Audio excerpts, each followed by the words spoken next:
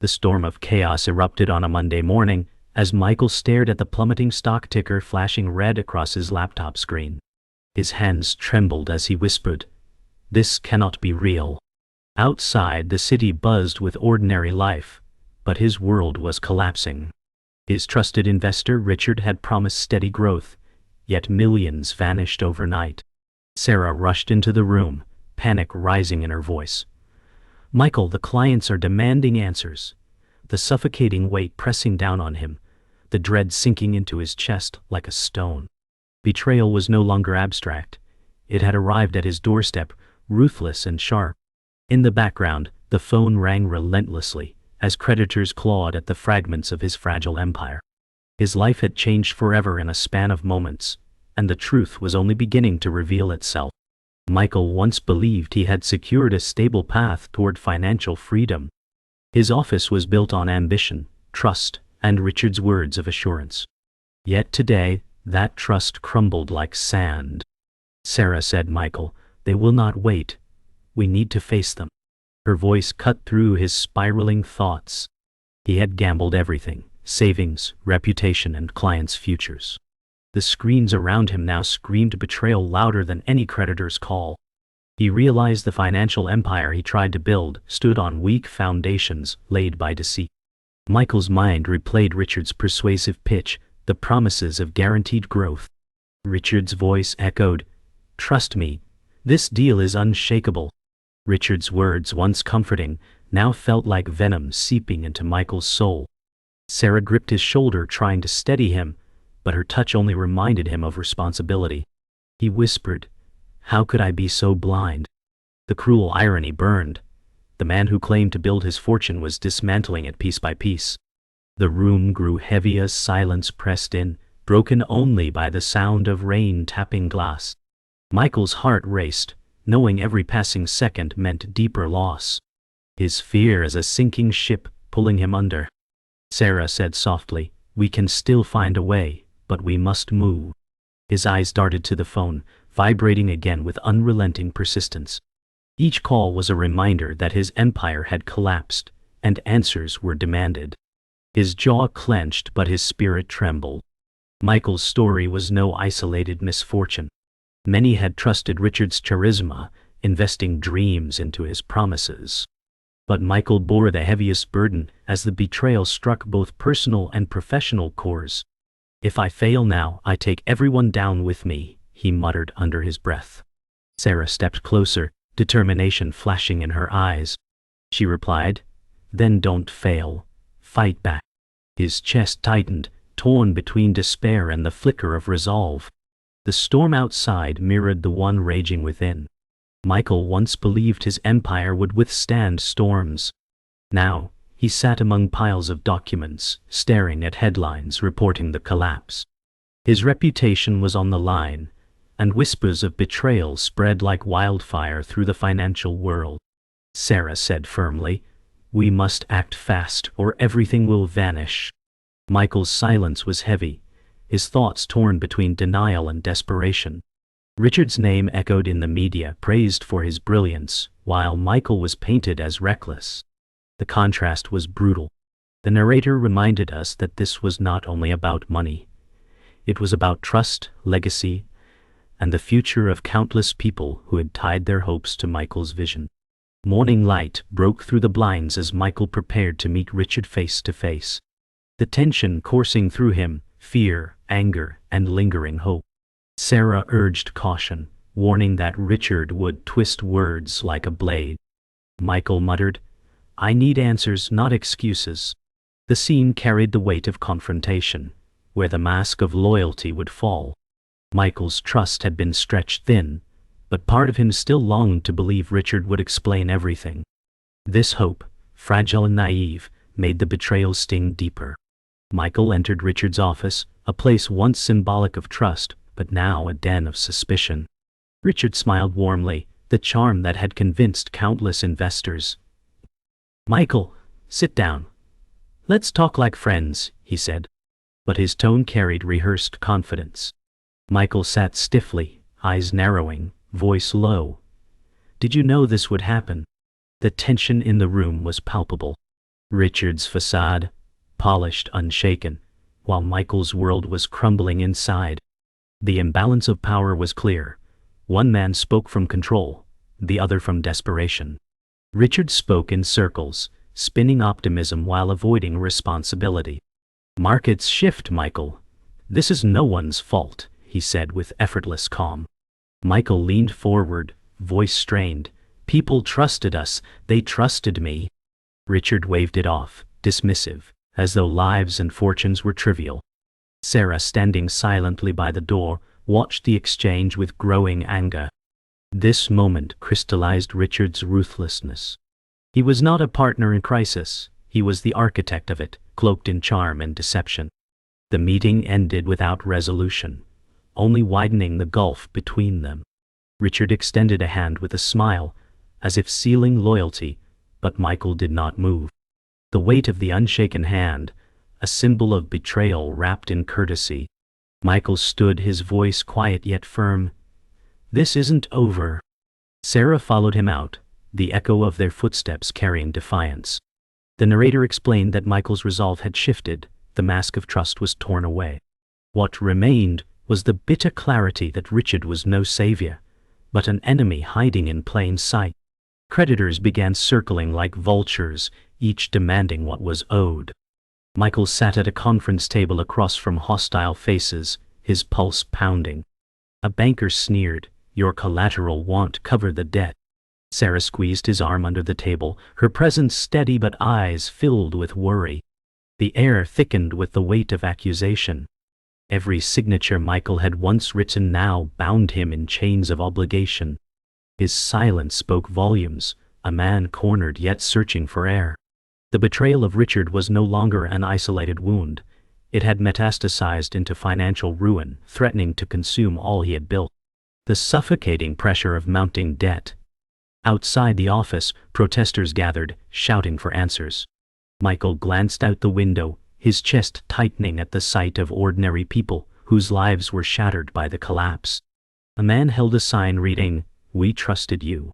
Michael whispered, "They think I'm the villain." Sarah's voice cracked, "You must tell them the truth." Yet the truth was tangled in betrayal and deceit, and Richard remained untouchable. Guilt became heavier than debt itself, a constant weight that bent Michael's shoulders. He was losing not only his fortune, but also his honor.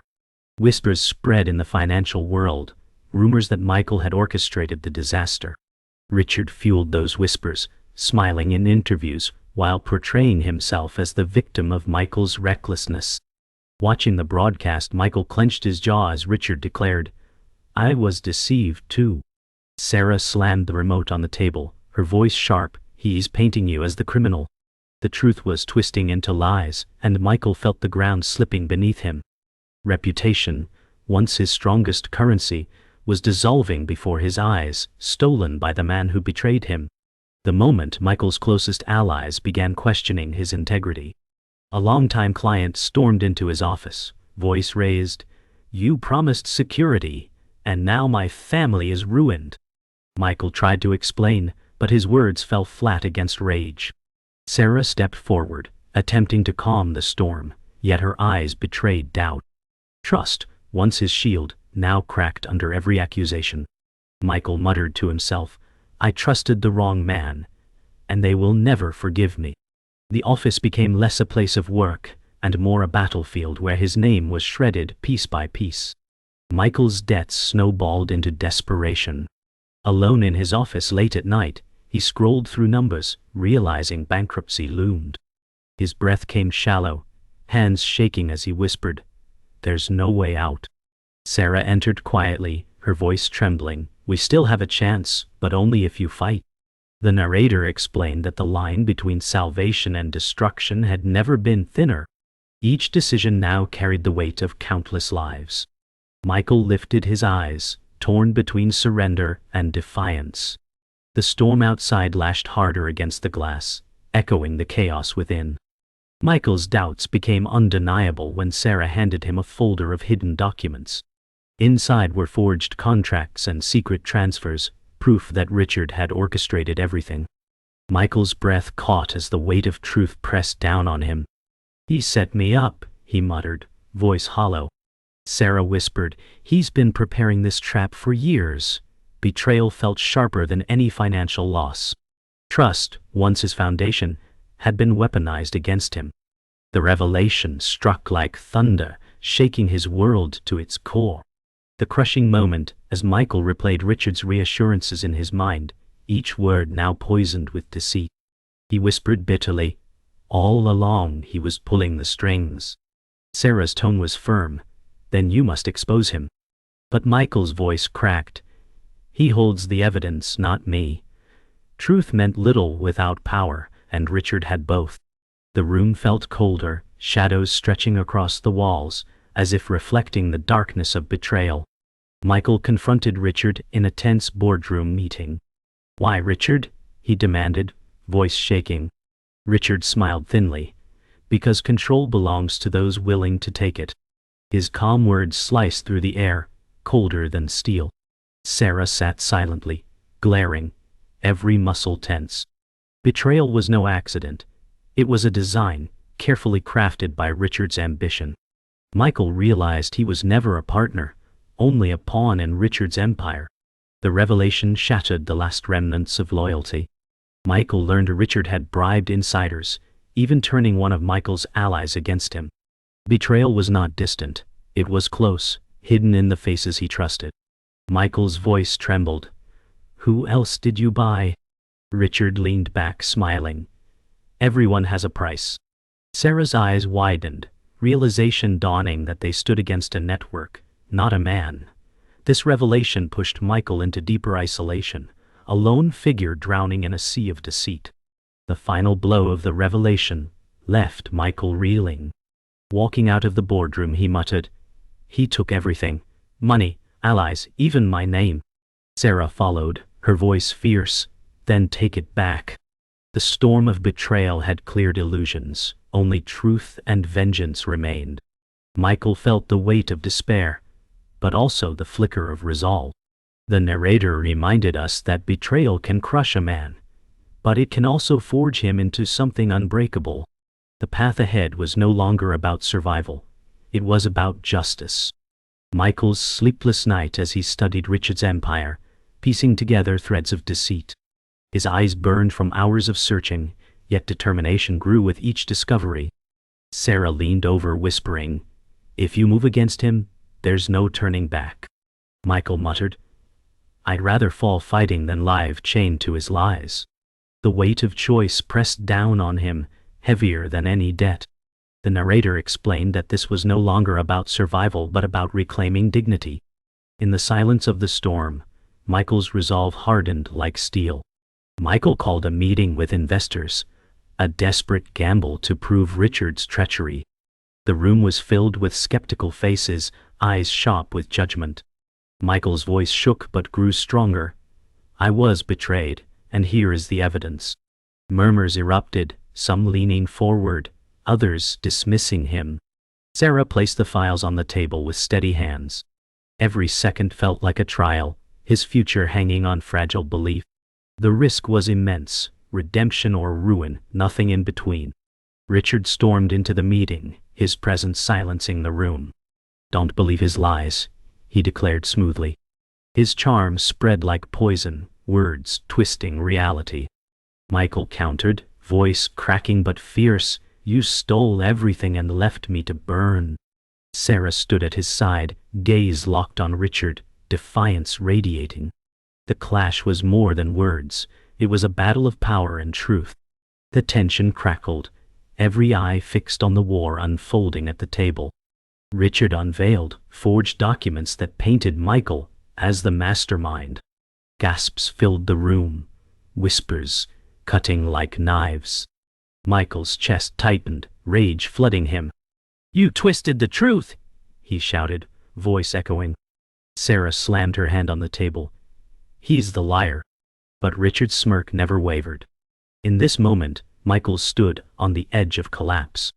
The battle was no longer for wealth or power, but for his very identity. Michael, trembling with fury, declared, "I will not be destroyed by your lies." His voice cut through the storm of doubt. For the first time, investors hesitated, seeing cracks in Richard's polished mask. Sarah leaned closer, whispering, "They're starting to believe." Richard's eyes narrowed, charm slipping into cold menace. This confrontation pushed Michael to his limits, the moment of no return. Whether he rose in triumph or fell in ruin, the final battle had begun. The boardroom had emptied, leaving Michael and Sarah in silence. The echo of Richard's smirk lingered like poison in the air. Michael sank into a chair, whispering, "They don't know who to believe." Sarah's voice was steady but soft. "Then give them something undeniable." Exhaustion weighed on him, yet sparks of defiance still flickered. Failure had stripped him of pride, but it also peeled away illusions. For the first time he saw Richard clearly, not as an untouchable titan, but as a man whose empire was built on fraud. Michael and Sarah visited a whistleblower who had once worked for Richard. In a dim cafe corner, the man slid an envelope across the table. "This is everything," he muttered. Inside were records, emails, and signatures that could unravel Richard's empire. Michael's fingers shook as he opened it.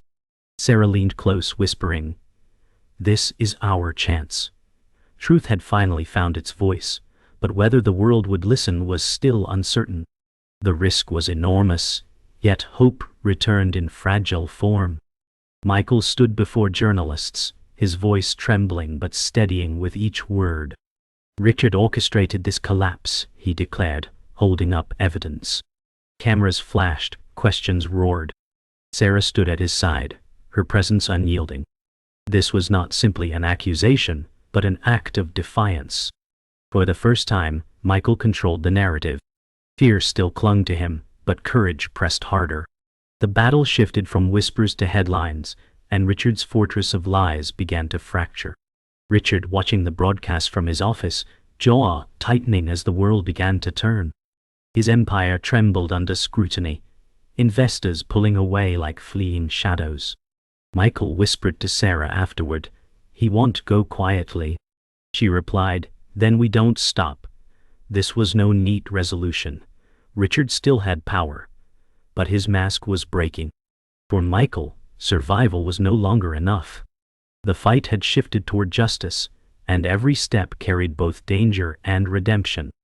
Michael returned home, rain washing against the windows, exhaustion etched deep. He whispered, "Maybe they'll finally see the truth." Sarah, sitting across from him, replied, "You gave them a reason to." The weight of betrayal had scarred him, but the storm within eased slightly. Redemption was not complete victory, it was survival, with dignity intact. The night was heavy, yet for the first time in months, Michael allowed himself to breathe. The war was not over, but he had reclaimed his voice. Weeks passed, and the storm of headlines grew louder. Richard faced investigations, his empire unraveling in public view. Michael, once seen as reckless, was now recognized as the whistle that cracked open the truth. Yet, redemption was bittersweet. Walking through the city, he overheard whispers. Some still doubted him, some pitied, some admired. Sarah said, "They will remember you for fighting back, not falling." Michael nodded faintly, though the scars of betrayal remained carved into his soul. The narrator revealed that victory was real, but the cost was heavy. Michael visited families who had suffered in the collapse. One woman wept, "We lost everything, but thank you for telling the truth." Michael lowered his head, voice soft. "I wish I had done it sooner." Sarah stood quietly, her hand resting gently on his back. Redemption was not about wealth regained, but about facing the people whose lives were scarred. Their pain became his burden, but also his anchor. Through their voices, Michael found purpose beyond money. The pursuit of truth, no matter the cost. Richard's downfall arrived with a dramatic trial. Evidence stacked high, witnesses testified, and his mask of charm finally cracked. Michael watched from the gallery as Richard, once untouchable, was exposed under the harsh light of truth. Richard glared, venom in his eyes, but his words faltered. Sarah whispered, "This is the end of him." Michael felt no triumph, only a hollow weight. The narrator explained that justice did not erase the scars. It only carved closure into the story. Betrayal had been avenged, but the wounds would never fade fully. Michael standing alone on a rooftop at night, city lights stretching endlessly. The storm had ended, but silence felt heavier than chaos. He whispered to himself, "I survived. But at what cost?" Sarah approached quietly, placing a hand on his arm. "You gave them the truth," she said softly. He nodded, though his gaze stayed on the horizon. The narrator revealed that triumph came not with celebration, but with reflection. Sometimes survival was the only victory, and even that carried weight. The night wrapped around him like both a burden and a balm. Michael, walking alone the next morning, stopped before a mirror in a shop window. His reflection stared back, older, scarred, yet unbroken.